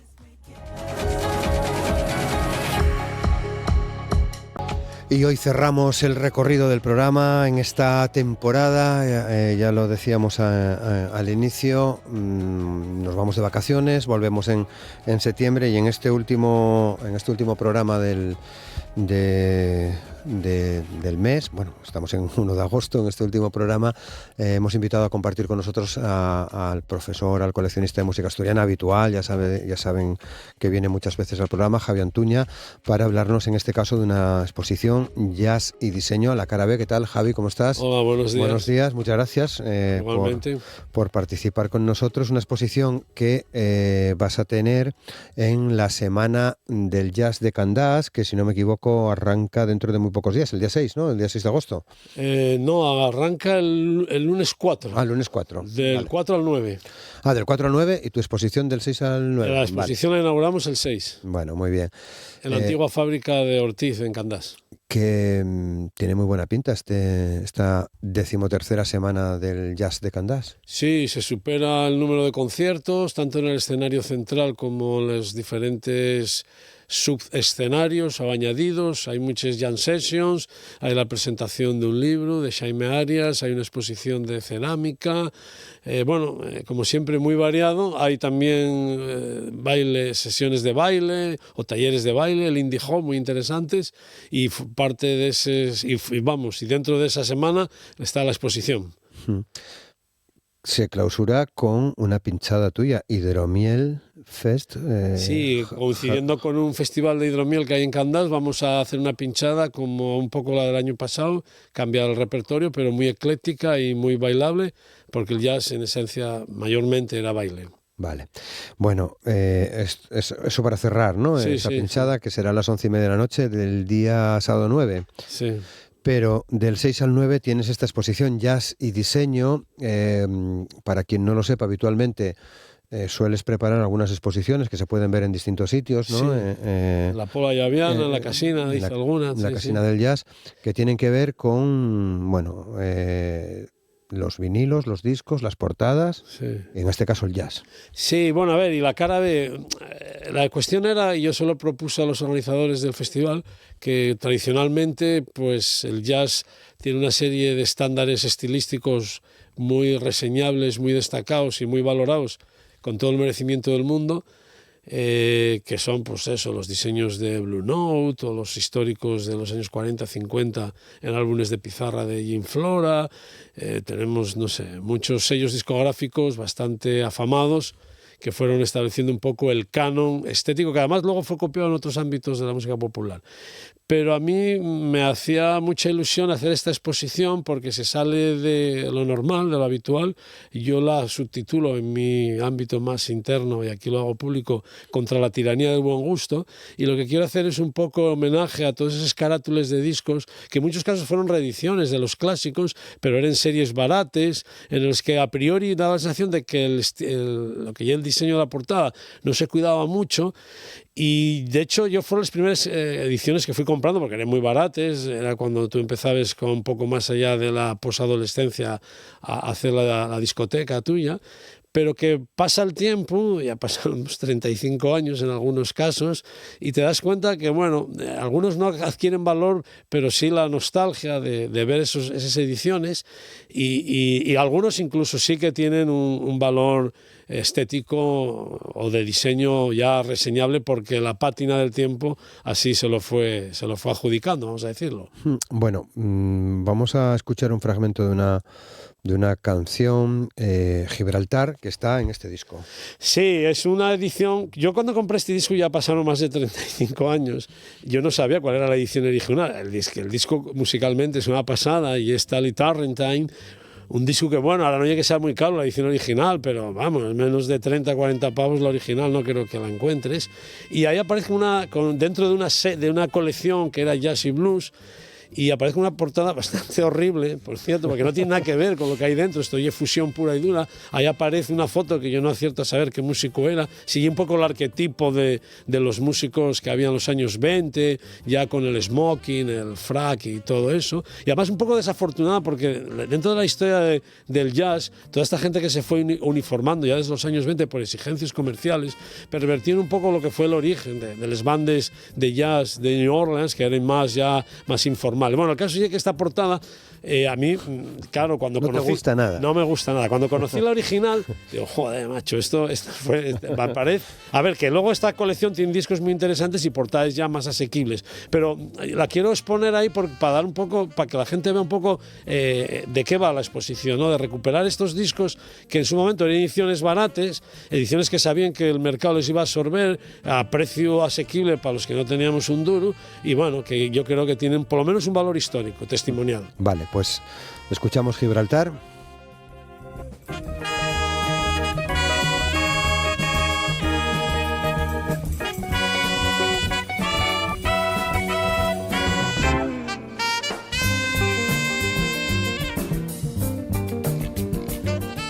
Preciosa, ¿eh? Preciosa esta pieza. Un temazo, y bueno, sí es verdad, hay que reconocer a los que sacaron esta serie, este coleccionable, que sí que ponían los músicos, y hay músicos, ya estamos hablando de una fusión ya sesentera, que tuvo mucho éxito, y bueno, es uno de los ejemplos de lo que va a costar la exposición, que se divide más o menos en 12, 13 paneles, todavía no sabemos porque queda por montar, pero entre 12 fijo, no sabemos si habrá un 13º, vale. Y ahí vamos poniendo un poco poco toda la historia. Claro, paneles que abordan, por ejemplo, tengo aquí delante el jazz en vinilo llega a España, ¿no? Digamos, sería el punto de partida. Sí. Ahí me parece uno de los paneles más interesantes, más desconocidos. Claro, a mí ya esa época ya no me tocó, los fui comprando. No son a veces discos caros de encontrar, pero son auténticas joyas. Por ejemplo, tenemos aquí el LP de Belter, que sacó de un medley, bueno, un recopilatorio de grandes orquestas que no están mal, algunos muy comercialillos, está ahí el Eno Light, el Septeto de Pinus, pero la portada es un portadón de Marilyn, pues en uno de los fotogramas de una de las películas. No me acuerdo exactamente la película, pero sí que la tengo localizada y vamos, esto era también para el público español más comercial, ¿no? Bailemos se titula, ¿no? Sí. Recopilación, ¿no? Bailemos, exactamente. Sí. Bailemos ahí. Y bueno, esto era lo que se consumía también comercialmente. Los precios, bueno, ya en aquella época eran un poco más caros los LPs, pero estamos hablando de principios de los 60, quiero recordar este disco, que lo sacaba Belter que bueno, está muy asociado a la rumba, incluso al pop también.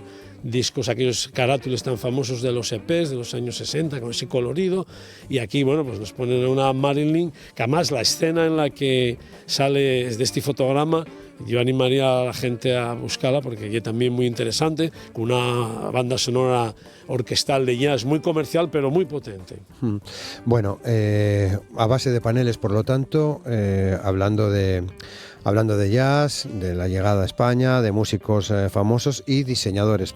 Háblanos de los diseños. A ver, aquí está el gran problema. Bueno, la gran cuestión y la esencia un poco de la exposición. No existe en la mayor parte de las carátulas un diseñador reconocido públicamente puesto ahí.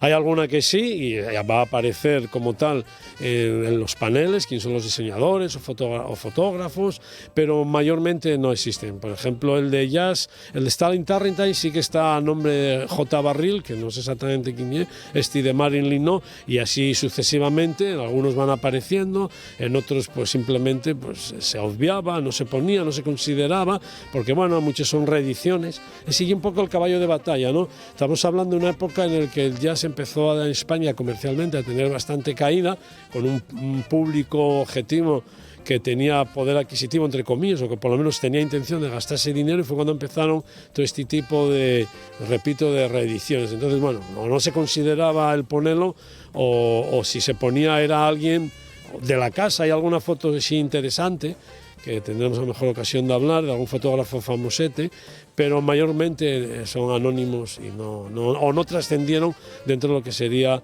la historia del jazz y el diseño. Bien, son paneles y portadas. Sí, en cada panel van mayormente 4 portadas que tienen una unidad temática, como tú dijiste anteriormente, y hay alguna de 6. La de fusión, por ejemplo, creo que van a ser 6 portadas. Y cada portada va a llevar su correspondiente cartela, vamos a llamar así, donde está puesto la edición, la reseña y el título del LP, etcétera. Y luego cada panel lleva también un pequeño texto explicativo de por qué ese panel y la temática que trata.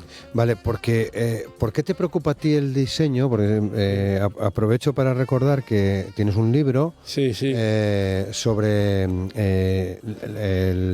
la gráfica del jazz en Asturias. Sí, ¿por qué? Bueno, porque, a ver, yo antes de que se pusiese tan de moda, ahora hay como yo lo llamo una inflación de libros sobre diseño, en general de la música popular. Yo llevo ya más de 35 años y ya había comprado discos solo por la portada, ¿no? Me llamaba la atención la portada, cosa que a veces en casa me reñía y decía, bueno, compres esto, porque la portada me interesaba. Y yo creo que, bueno, ahora ya no es tan importante, porque claro, ahora todo se consume muy digital, pero en su momento los diseños eran trascendentales para los discos. Era la puerta, digamos, de entrada para el consumidor. Veía la portada, podía reconocer al artista o le llamaba la atención. Y hay que tener en cuenta una cosa, y esto no es un grandonismo que yo digo yo, en el jazz fue probablemente los primeros que empezaron a poner, vamos a decirlo así, diseño a los discos. Los álbumes de 78 revoluciones por minuto, que eran los más propicios, porque los discos de cera y todo, los cilindros, de cera, era más difícil poner un diseño, que algo había a veces también, pero los álbumes de 78 revoluciones por minuto, los que aquí famosos discos de pizarra, ya fue Jim Flora y alguno más los que fueron poniendo diseño a esos discos, ¿no? Luego ya vino pues lo que todos conocemos de Blue Note, incluso sellos menos conocidos para el gran público, pero que tienen su impronta. Hablo de la fusión de CTI. Es decir, que siempre es muy interesante, y bueno, en el rock por supuesto y en el folk, pero yo creo que el jazz son los primeros que empezaron con esta cuestión, y por eso siempre me gusta mirarlos, y a veces compro discos solamente por la portada. Me gusta la portada y luego a lo mejor te lleves una decepción. O una sorpresa. O una sorpresa. Y discos que tienen un portadón a veces pues tienen canciones muy flojillas o una instrumentación flojilla. Bueno, pues a lo largo de esta serie de paneles podemos ir también familiarizándonos con la historia del jazz en distintos momentos. Tengo aquí un disco de Mongo Santamaría, que es una pieza clave también, ¿no?, de la música afrocubana, ¿no? Dentro de la música del Latin Jazz, por supuesto. Latin jazz. Aquí además hay que reconocer, esto es una reedición también, of course, del año 83 o así. 84. 84, esto salió primero en Roulette, el disco original, ya los que también vale ya un poco más de dinero. Y bueno, este de Mongo Santamaría ya empieza a costar también. Yo me acuerdo que este disco lo compré ya hace más de 35 años y cuando escuché, claro, Latin Jazz, además muy potente, el tema que seleccionamos, que es Piraña, es un temazo. Y bueno, aquí, claro, era una reedición, ¿y qué hicieron? No, va dentro de un panel que yo llamo una foto y poco más. Eran reediciones que lo que hacían era poner la foto del artista y luego un poco el logo, el diseño de lo que era la colección, y se acabó. Te hacían referencia al sello. Hombre, aquí sí que está comentado por Carlos Domínguez, que soy muy de agradecer, un crítico musical que yo creo que escribió también mucho para El País, y entonces, bueno, te enterabas un poco, pero no era fiel a lo que era la portada original. Entonces, volvemos al inicio, ¿no?, a la esencia de la exposición. ¿Por qué surge la exposición? Para reconocer estas reediciones que ya han pasado ya en algunos casos casi 40 años y tienen ya un valor al menos histórico, ¿no?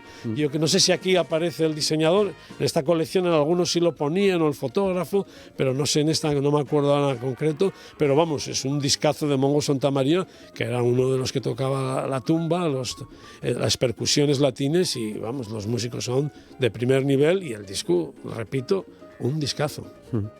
Piraña, suena así.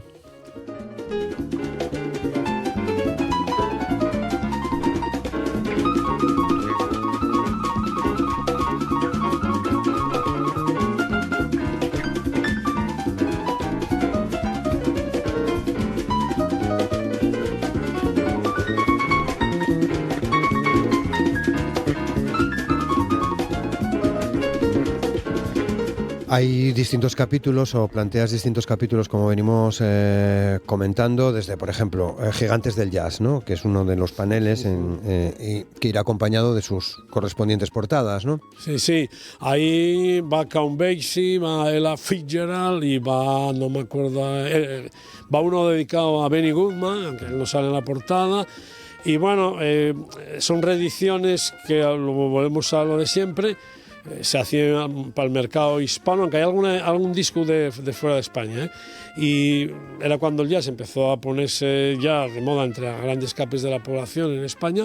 Había que sacar esos discos, se optaba por algo barato, y bueno, era pues nada, a veces hay el de Count Basie, y hay una edición inglesa muy, muy guapa, pero no, es muy guapa porque hay un dibujo de él, y apenas pude identificar, sé que aparece el nombre de un tal Cabarga, pero no, yo no encuentro nada más de él por ahí, y así sucesivamente pues van, digamos, los paneles poniendo un poco de relieve lo que tú dijiste antes, diferentes capítulos estilísticos de la historia del jazz, y en este caso las portadas que tuvimos a bien recoger y exponer como exponentes de esta serie B, que nunca va a aparecer en los libros, a lo mejor por desgracia, no lo sé, nadie va a dedicar artículos a ellos, pero desde el Festival de Jazz de Candás, a los cuales yo quiero agradecer, tuvieron a bien poder exponer esto al público. Además, la entrada es gratuita, coincide con los conciertos, la exposición, es decir, que se puede estar escuchando al grupo y se puede estar visualizando la exposición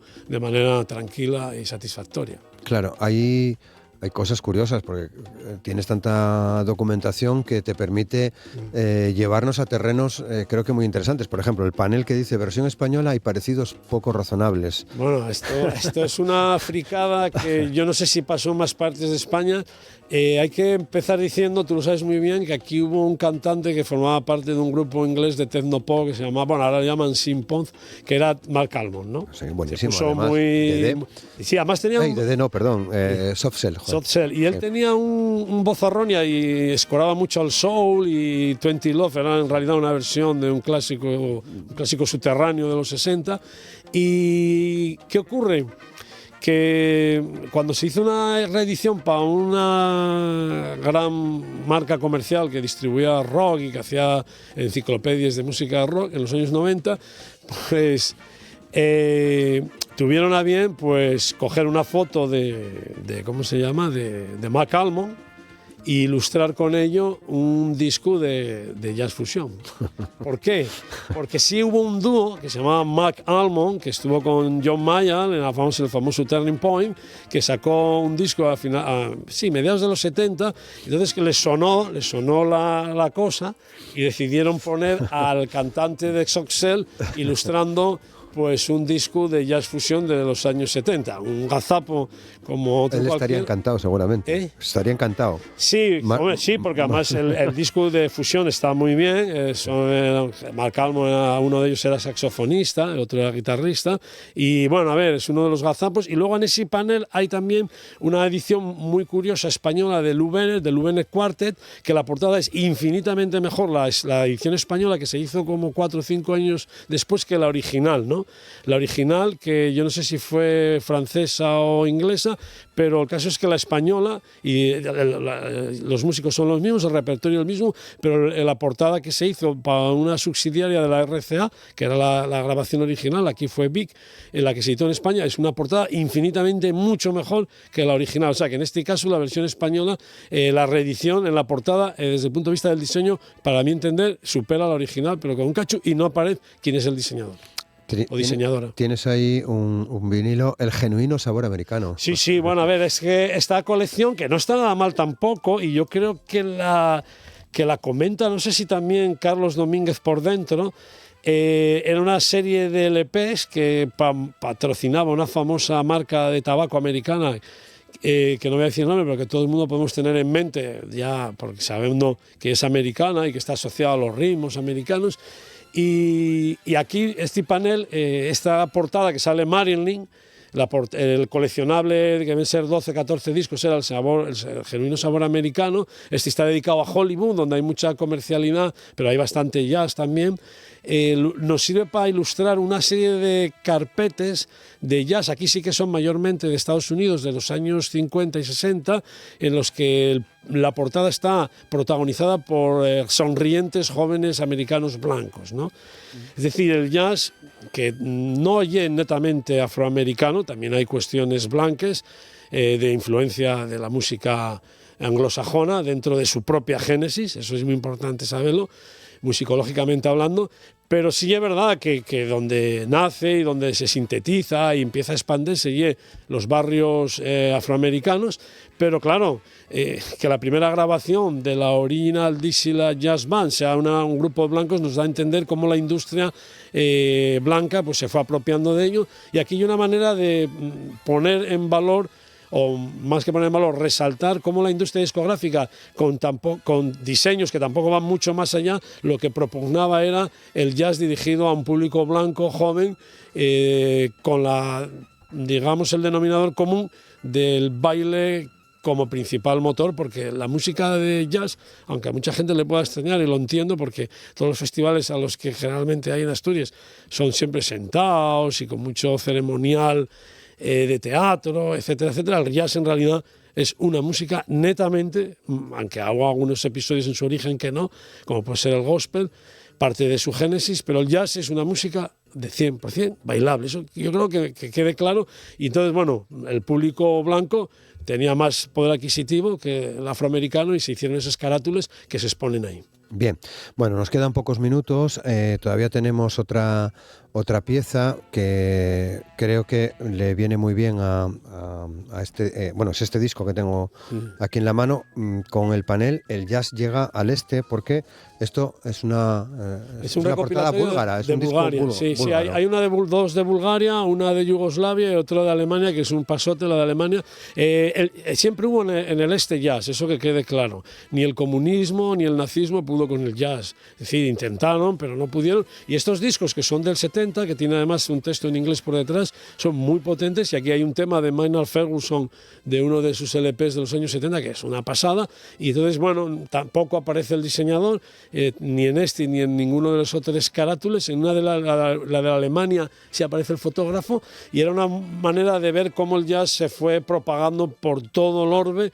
Desconozco África, pero calculo que sí, porque si Fela Kuti hizo lo que hizo fue porque llegaban los ritmos también anglosajones y americanos, pero el jazz llegó al este y hay unos carátulas muy interesantes, y hay un disco incluso de un país que ya no existe, que es Yugoslavia.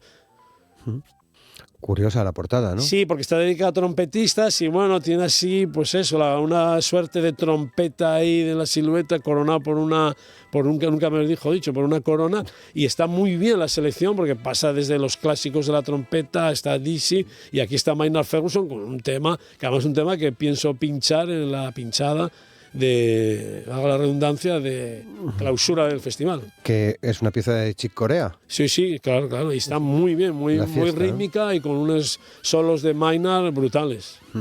Bueno, Javi, pues seguro que pinta muy bien la exposición, ¿no? Lo que animo a la gente ya que vaya, porque claro, dura pocos días, del 6 al 9 incluido ambos, 6, 7, 8, 9, pero bueno, yo creo que van a tener la oportunidad, si se acerquen, de muy buena música, un espacio inmejorable. El Festival de Jazz de Candás está creciendo de manera considerable y además muy bien, ordenadamente, y generando una simbiosis entre el público y lo que lleva el festival, pocas veces visto y en un entorno maravilloso como lleva Candás. Bueno, pues el festival arranca el lunes 4, lunes de la próxima semana. Hay un curso durante todos los días. Está la exposición de Javi Antuña, que se abre el día 6, bueno, conciertos, en fin, la verdad que hay un montón de posibilidades de disfrutar de la música, de disfrutar del jazz en esta 13ª Semana del Jazz de Candás, que está muy bien. Pues sí, nada más, que la gente se anime y el que pueda que vaya, que además ya digo, hay un ambiente inmejorable. Muy bien, y que se clausura con la pinchada de Javi Antuña, que hoy nos ha ilustrado en torno al diseño y al jazz de esta exposición que se podrá ver, Jazz y Diseño, la cara B, en esta semana de Candás. Nos despedimos, si te parece, con fiesta. Sí, un temazo. Que sea una fiesta todo. Exactamente. ¿No? Muchas gracias. A ti, muchas gracias, Javi, por compartir con nosotros todos estos materiales. En la próxima temporada, por supuesto, te esperamos para seguir también descubriendo todo este tipo de cuestiones, y hoy pues llega el momento de despedirnos. Ya les decíamos al inicio que cogemos unos días de descanso. Volveremos en septiembre con la nueva temporada de Asturias al Día. Disfruten del verano. Muchas gracias.